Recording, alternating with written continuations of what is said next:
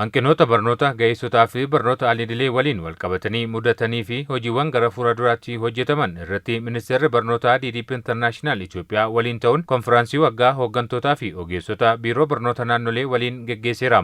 Ministeera Barnootaatti Daayirektarri Barnoota idilee Dr. Taamiraat Yiggasuu waggootaan kurnan itti aanan keessatti lammiilee miiliyoonni 30 barreessuu fi dubbisuu akka danda'aniif hojjetamaa jira jedhan. 20-30 ሚሊዮን የሚሆኑ መጽሐፍ ማንበብና ማስላት የማይችሉ ዜጎች አሉ።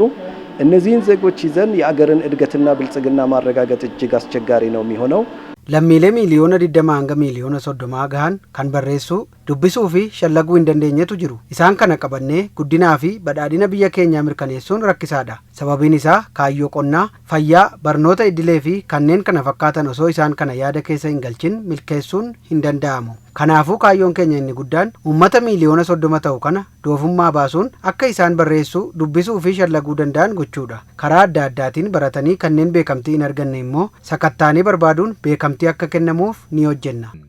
Itoophiyaatti Daayirektarri Internaashinaal obbo Isheetuu Abaatee gama isaaniin barnoota ga'eessotaa waliin ga'uuf dhaabbanni isaanii gumaacha olaanaa taasisaa jiraachuu ibsanii barnoonni ga'eessotaa karaa fooyyee qabuun akka itti fufuuf ni hojjetamaa jedhaniiru. ድርጅታችን በአቅም ግንባታ ላይ dhaabbatni keenya hojii ijaarsa dandeettii irratti hundaa'uun sirna barnoota ga'eessotaa biyyattii keessatti ijaaruu fi sirnichi bu'aa qabeessa akka ta'uuf to'annoo fi hordoffii ni taasisa.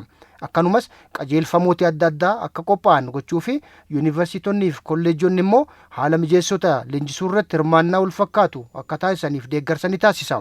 Barnoota ga'eessotaa fi barnoota idileef xiyyeeffannoon kennamus bu'aan barbaadamu hin dhufne kan jedhan hooggantoonni biiroo barnoota naannolee rakkinicha furuuf qindoominaan hojjechuun murteessaa ta'us hubachiisaniiru. ለመደበኛ ትምህርት የምንሰጠውን እኩል ትኩረት ለዚህም ከሰጠን barnoota idileef hanguma xiyyeeffannoo kenninu kanaafis yoo kennine barnoota lammiilee hunda waliin ga'uu keessatti ga'ee keenya ba'uu dandeenya. Mootummaanis damee kanaaf xiyyeeffannoo kennuu qaba. የጎልማሶች ትምህርት ስራ የትምህርት ሚኒስቴርና በተዋረደ ያለው hojiin barnoota ga'eessotaa kun kan ministeera barnootaa fi qaamolee dhimmichi ilaallatuuf sadarkaa gadaanuu irratti argamanii qofadha jedhee hin yaadu. hojiin barnoota ga'eessotaa kun kan ministeera barnootaa fi qaamolee dhimmichi ilaallatuuf sadarkaa gadaanuu irratti argamanii qofadha jedhee hin yaadu. hojiin barnoota ga'eessotaa kun kan ministeera barnootaa fi qaamolee dhimmichi ilaallatuuf sadarkaa gadaanuu irratti argamanii qofadha jedhee hin yaadu.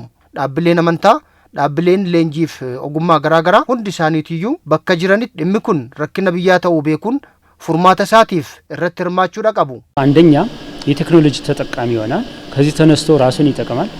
tokkoffaa teekinooloojiitti fayyadama. Kanarraa ka'uun ofii isaa, maatii fi biyya isaa ni fayyada. Hojii guddaan kanadha. Lammaffaan kaka'umsa mataa isaatiin hojiiwwan hunda karaa bu'a qabeessa ta'een raawwachuu ni danda'a. Yoomillee namni barate dandeettii mataa isaan socho'uu fi bu'a qabeessa ta'uu ni danda'a.